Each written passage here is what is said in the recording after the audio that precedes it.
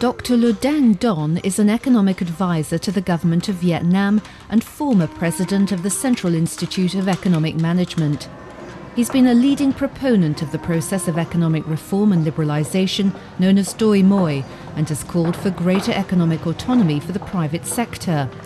Among other contributions to his country's successful transition from stagnation to rapid growth, Dr. Don helped draft enabling fiscal and legislative regimes, including liberal enterprise laws that streamlined and simplified the registration of new businesses.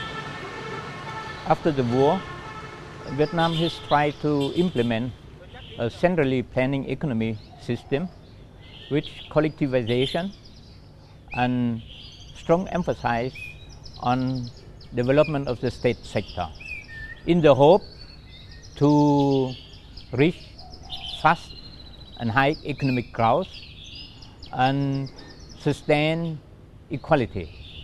But the experiment has failed.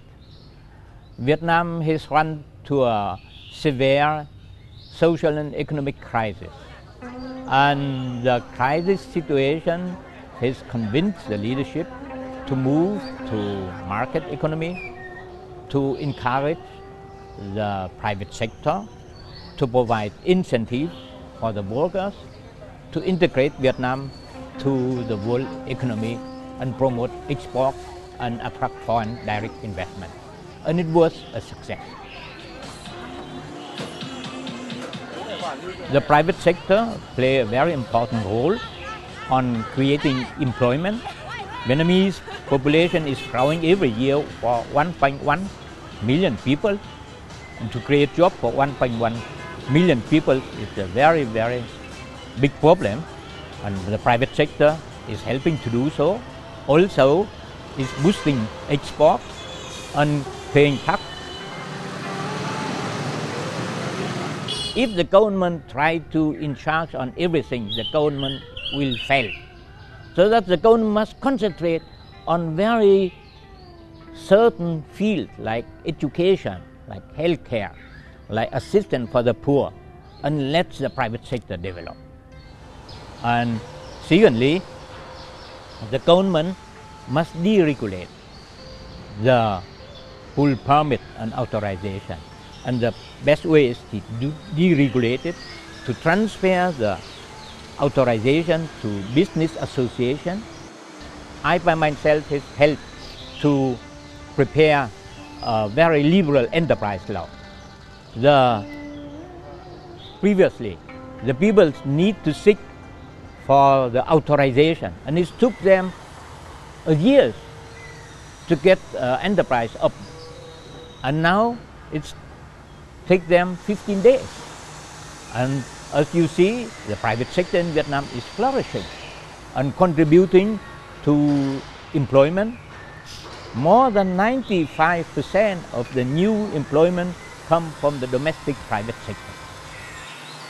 The Vietnamese government have every year 2 meetings with the private sector.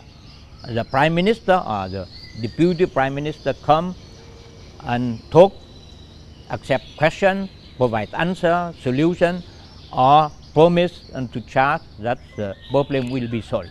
And there are speedy progress. Vietnam must develop much more NGOs and must engage everybody in some kind of civil society, like the youth, like the handicapped, like the war veterans. They are very helpful when they could do it to develop the community, to keep the environment clean, to improve the traffic order, and something like that. And the third problem is to develop association, business association, and let them, on behalf of competition, to control each other. They could be more powerful and more efficient to do so. The government, the private and public partnership must be developed. The private sector must take it seriously, must be responsible. The private sector in Vietnam is increasingly responsible. They contribute very much to the welfare. You know, Vietnam is experiencing a very long war, and there are very high share of war invalid, of people they need assistance. And the private sector, if they earn profit, they share, they contribute to the development of the school and everything. The experience of Vietnam is to reach national reconciliation, to look to the future. Don't keep hate, don't keep the past as an eternal burden on your heart. You must look to the future.